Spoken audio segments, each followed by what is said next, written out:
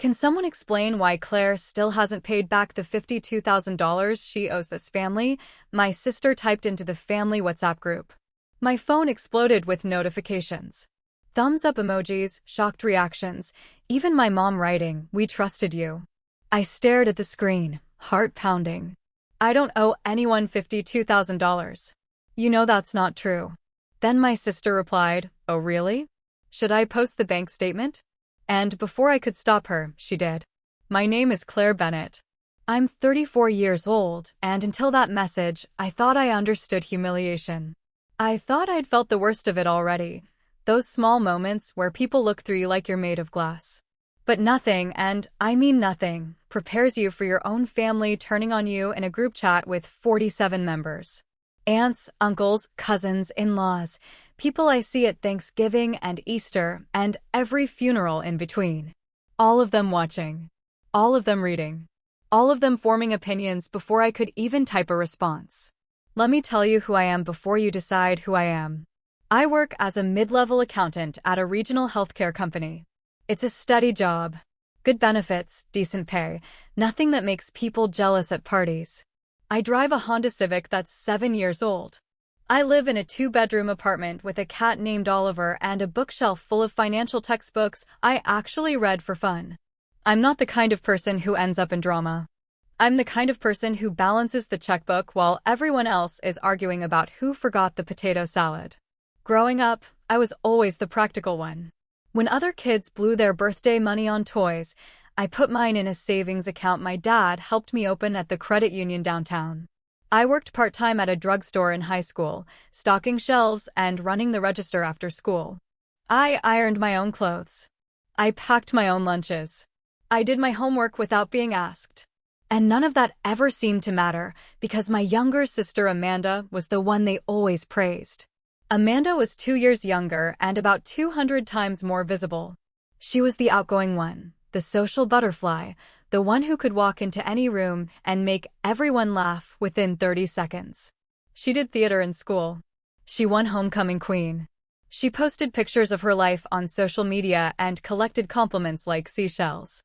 Our parents loved us both, or at least that's what they said, but the way they talked about us told a different story. Amanda was special. Amanda was going places. Amanda had the spark. And me? I was reliable. That was the word they used. Reliable Claire. Dependable Claire. The one you call when something breaks or when a bill is overdue or when someone needs to be driven to the airport at 4 in the morning. I wasn't rich or glamorous. I didn't post anything on Instagram. But I had something they didn't expect. Discipline. Patience. And a very, very long memory. For years, I helped my parents financially. Quietly. Without announcements or expectations of gratitude. When my dad's hours got cut at the warehouse, I covered their electric bill for 3 months. When my mom needed dental work that insurance wouldn't touch, I wrote the check. When their water heater broke in January, I paid for the replacement and the installation. I never told anyone. I never posted about it. I just did it because that's what you do when you love people and you have the means to help. No one ever applauded me. They just expected it. Like oxygen. Like gravity. Something that's always there, something no one thinks about until it disappears. But I had a dream, quiet as it was. I wanted to one day open my own small financial consulting firm, specifically for women who feel financially lost.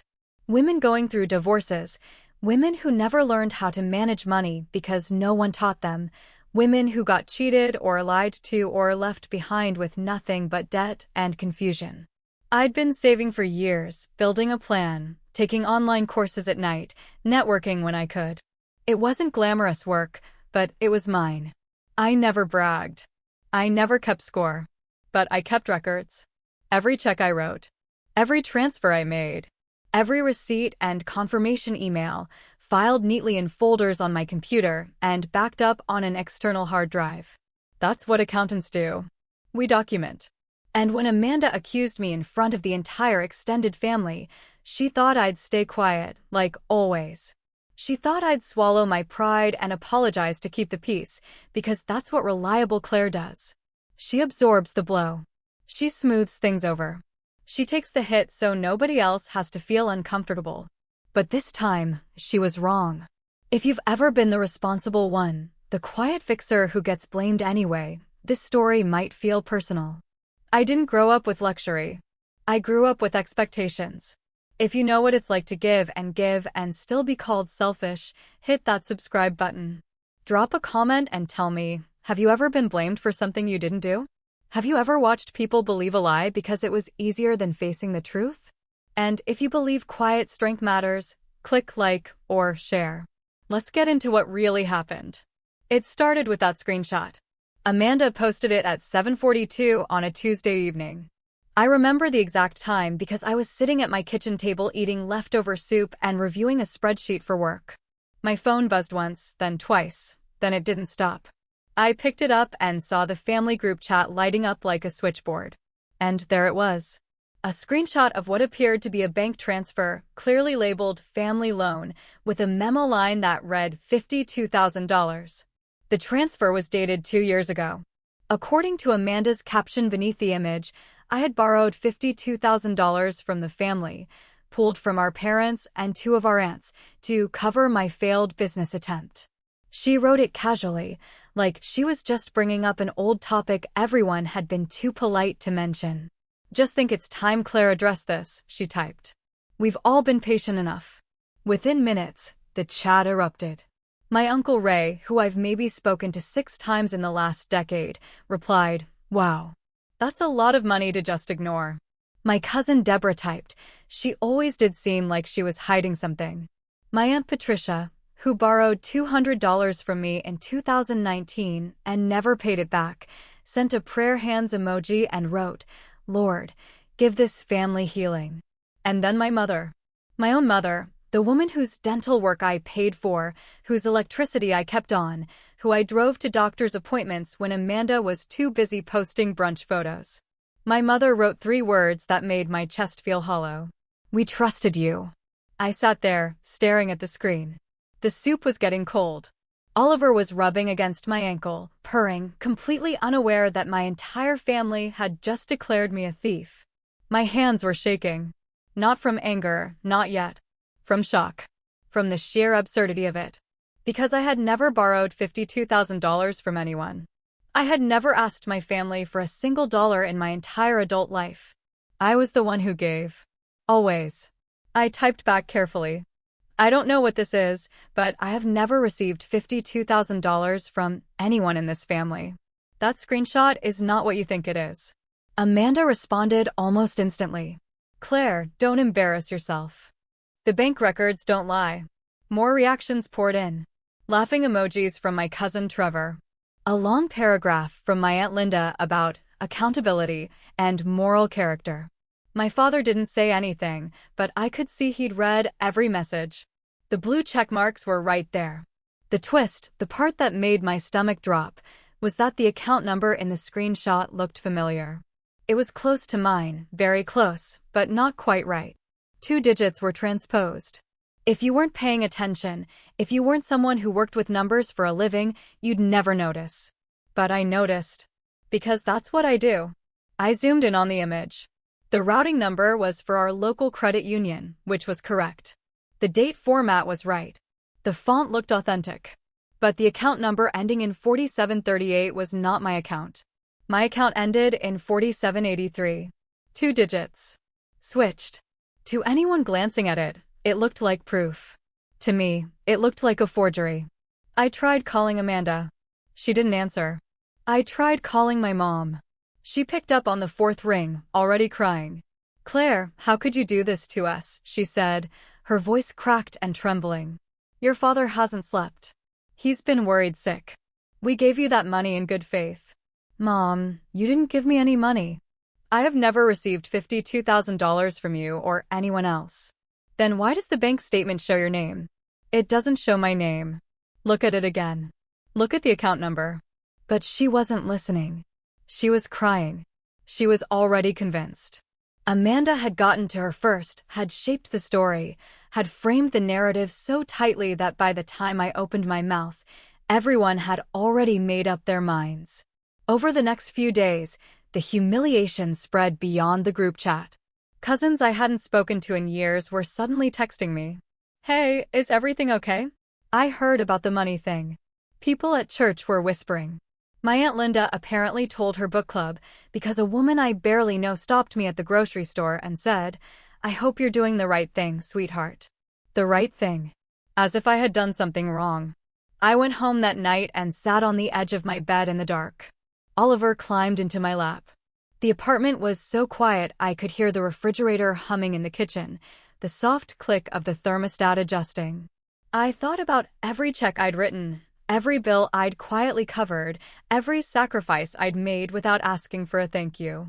And I realized something that made my blood go cold. This wasn't an accident. Amanda hadn't stumbled across some old bank statement and innocently shared it. This was deliberate. This was calculated. The timing, the public platform, the emotional language, the way she rallied the family before I even had a chance to respond. She had planned this. She wanted the family to see me as a liar and a debtor. And I needed to find out why. The first real confrontation happened the following Sunday at dinner. My parents host Sunday dinner every other week, and despite what had happened, my mother called and said, "We still expect you to come. We need to talk about this as a family." I almost laughed. As a family. As if the family hadn't already held a trial in my absence and found me guilty. I walked in and immediately felt it. The shift in the air. The way people avoided eye contact. The smell of my mother's pot roast, usually comforting, now felt heavy and suffocating. There were too many people in the dining room. Amanda was there, of course, sitting at the far end of the table with a manila folder in front of her. She'd printed the screenshot. She'd printed it, laminated it probably, like it was a school project. My father sat at the head of the table, looking exhausted.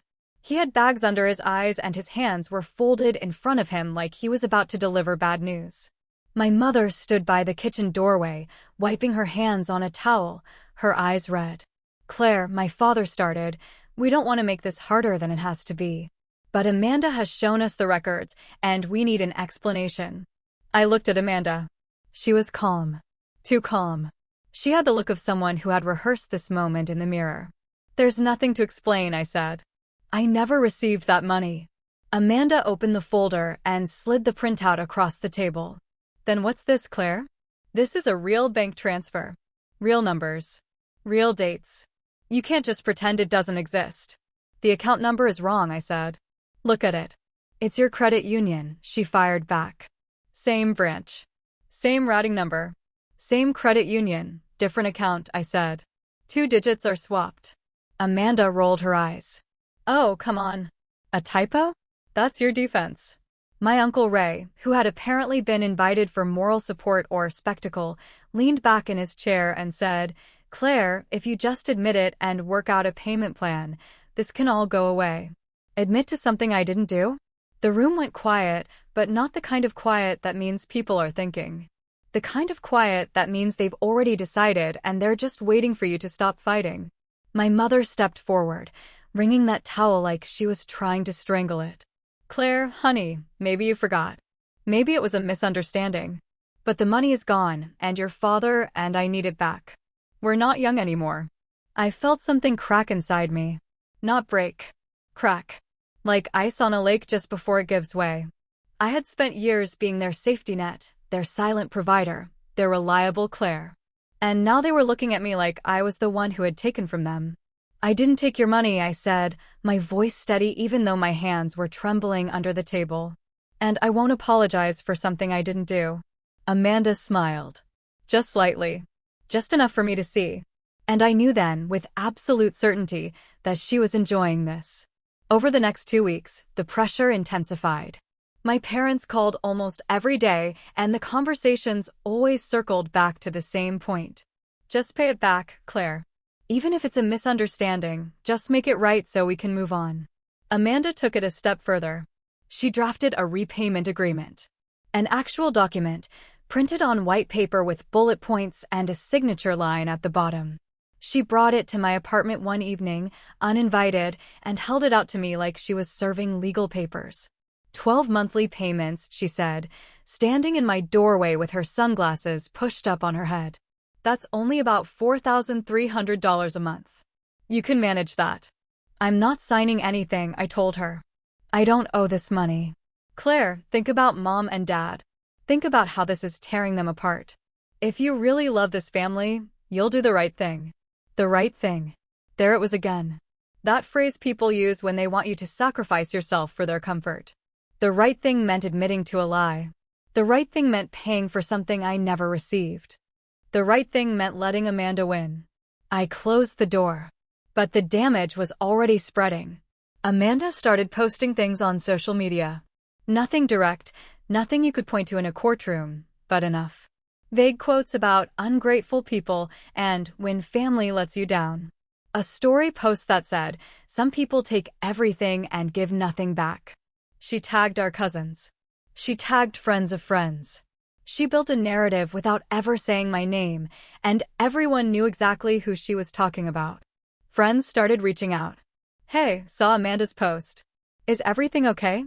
One of my coworkers, someone I barely talked to, mentioned she'd seen something about a family dispute on Facebook. I felt like I was being swallowed by quicksand, slowly, steadily, with everyone standing around watching and nobody reaching out a hand. But here's the thing about quicksand. If you stop thrashing and think clearly, you can pull yourself out. And that's exactly what I started doing. What they didn't know, what none of them had ever bothered to learn about me, was that I'm not just an accountant. 2 years ago, I completed an advanced certification in forensic financial auditing. It's a specialty that focuses on detecting fraud, tracing money trails, and analyzing financial documents for tampering. I did it because I wanted to add it to my skill set for the consulting firm I was planning. I did it quietly, on weekends and late nights, because that's how I do everything. Quietly. And now, for the first time in my life, that quiet skill was going to speak louder than anything Amanda had ever shouted. I started the same night I closed the door on her repayment agreement. I sat at my desk, opened my laptop, and went to work. Not the emotional, panicked work of someone falsely accused. The methodical, precise, patient work of someone who knows exactly how to find the truth in a pile of numbers. First, I pulled my own transaction histories going back 3 years. Every deposit, every withdrawal, every transfer. I exported them into spreadsheets and cross-referenced every entry. There was no $52,000 incoming transfer. Not 2 years ago. Not ever. My largest single deposit in that period was a $3,200 tax refund. The numbers were clean. Next, I looked at the screenshot Amanda had shared. I saved it from the group chat and examined it closely. Not just the numbers this time, but the image itself. I ran it through a metadata analysis tool, the kind forensic accountants use when they suspect documents have been altered. And what I found made my hands go still on the keyboard. The image had been edited. The metadata showed it had been opened in a photo editing application 11 days before Amanda posted it to the group chat. The original file had been created at a different resolution, then resized and resaved. Someone had changed it. Someone had altered the document before sharing it as proof. I also looked at the timestamps on the supposed bank transfer. The date format in the screenshot used a style that our credit union had only started using 18 months ago, but the transfer was supposedly from 2 years ago. A small detail. The kind most people would never catch. But I'm not most people. Then came the routing numbers.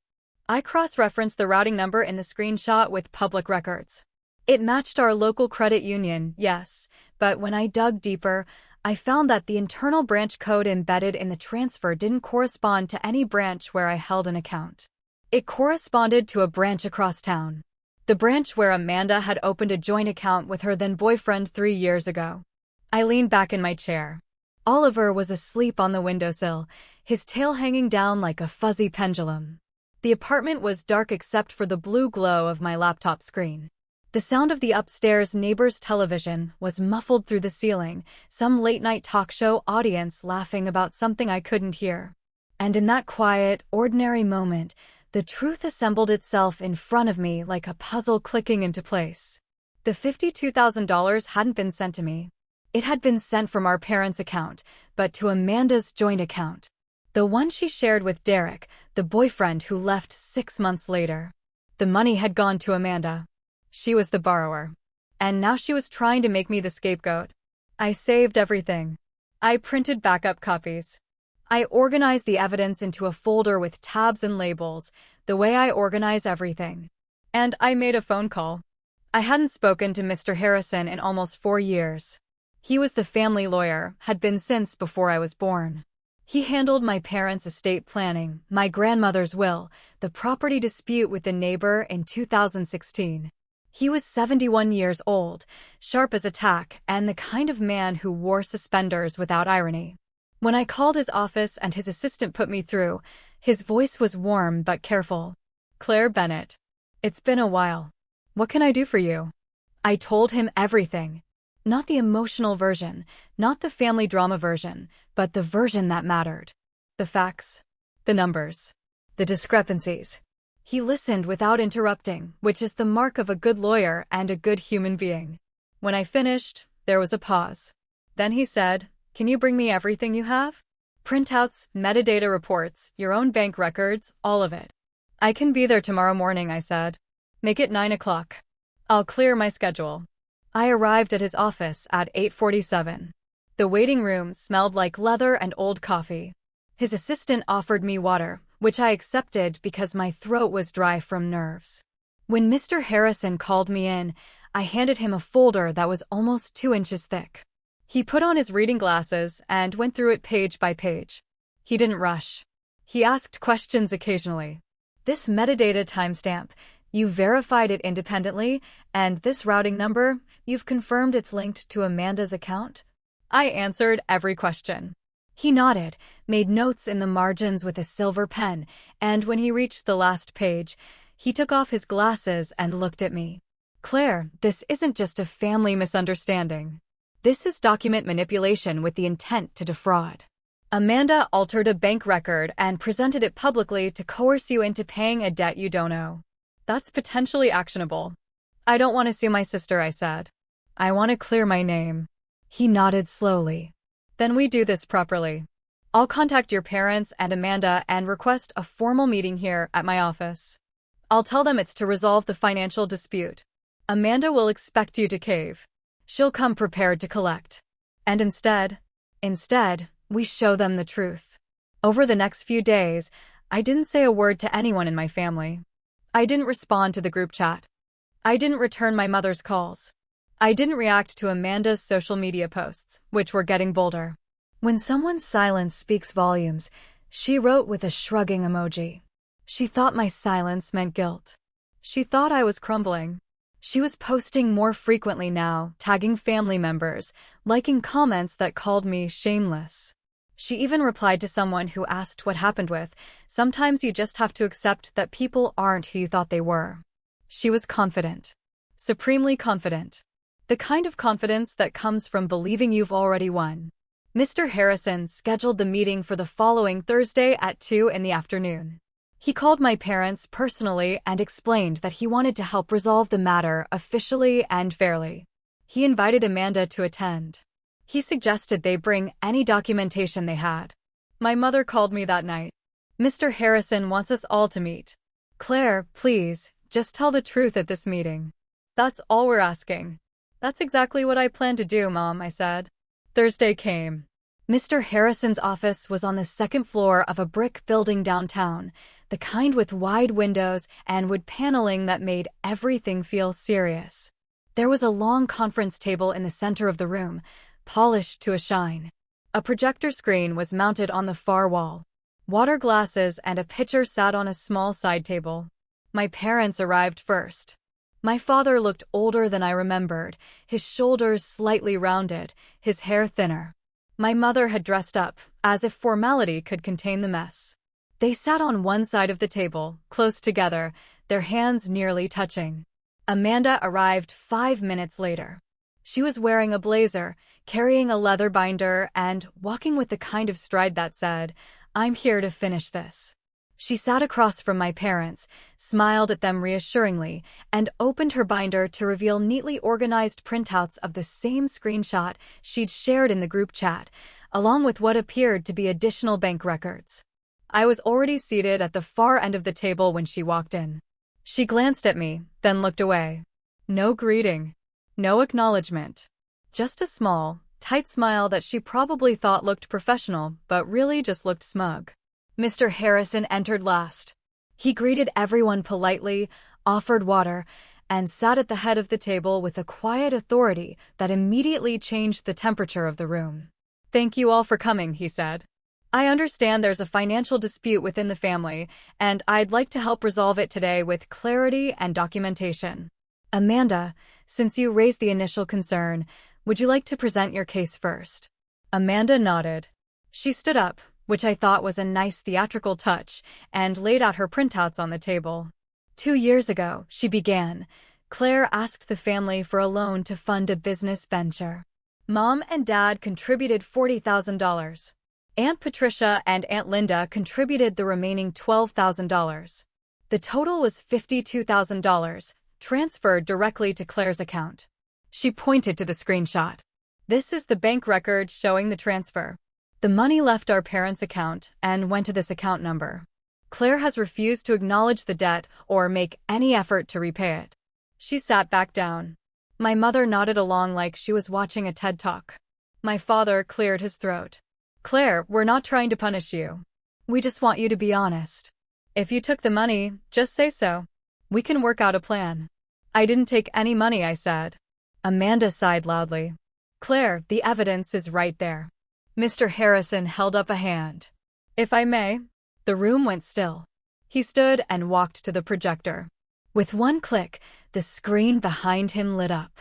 "I've had the opportunity to review Claire's financial records, as well as the documentation Amanda provided. I'd like to walk everyone through what I found." The first slide showed my complete bank history for the relevant period. Every transaction, every deposit, every withdrawal. Mr. Harrison pointed to the screen. "This is Claire's account at Pacific Valley Credit Union, account ending in 4783. As you can see, there is no incoming transfer of $52,000 at any point in this account's history. The largest single deposit during this period is a tax refund of $3,200. Amanda shifted in her chair. "That's not the right account." "This is Claire's only account at this institution," Mr. Harrison said calmly. "I verified this with the credit union directly." The second slide showed the screenshot Amanda had posted. Mr. Harrison zoomed in on the account number. The account number in this image ends in 4738. Claire's account ends in 4783. These are two different accounts. "It's a typo," Amanda said quickly. "Banks make mistakes." "Banks don't typically transpose digits on official transfer records," Mr. Harrison replied. But let's set that aside for a moment. The third slide made Amanda's face go white. It was a metadata report of the screenshot image. Mr. Harrison explained it simply. This image was opened and modified in a photo editing application 11 days before it was shared in the family group chat. The original resolution was altered, and certain pixel patterns indicate text manipulation. In plain terms, this document was edited before it was presented as evidence. My mother's hand went to her mouth. Furthermore, Mr. Harrison continued, clicking to the fourth slide, the date format used in this screenshot follows a template that Pacific Valley Credit Union only adopted 18 months ago. The transfer it supposedly documents is from 2 years ago. The formatting is anachronistic. It doesn't match what a genuine document from that period would look like. Amanda was gripping the edge of the table. "This is ridiculous. You're twisting things." Mr. Harrison didn't raise his voice. He didn't need to. Finally, I traced the account number ending in 4738. It corresponds to a joint account opened at the East Side branch of Pacific Valley Credit Union. The account holders are Amanda Bennett and Derek Rawlings. The silence that followed was so complete I could hear the clock on the wall ticking. I could hear someone's stomach growl. I could hear the faint sound of traffic from the street below. My father leaned forward. "Amanda, is that true?" Amanda's composure cracked like thin glass. "That account was closed." "It doesn't matter." "It matters very much," Mr. Harrison said. "Because the $52,000 transfer your parents made did not go to Claire. It went to this account. Your account. The one you shared with Derek Rawlings." Amanda stood up. Her chair scraped against the floor. You don't know what you're talking about. Derek handled the finances. I didn't even know about that transfer. Then why did you alter the screenshot to make it appear as though the money went to Claire? Mr. Harrison asked. His voice was still calm, still measured, but the question landed like a hammer. Amanda looked at our parents, then at me, then at the projector screen, where the evidence was displayed in crisp, undeniable detail. Her mouth opened, but no words came out. For the first time in her life, Amanda Bennett had nothing to say. Mr. Harrison addressed the room. I want to be clear about the legal implications here. Altering a financial document and using it to publicly accuse someone of a debt they don't owe could constitute defamation and attempted fraud.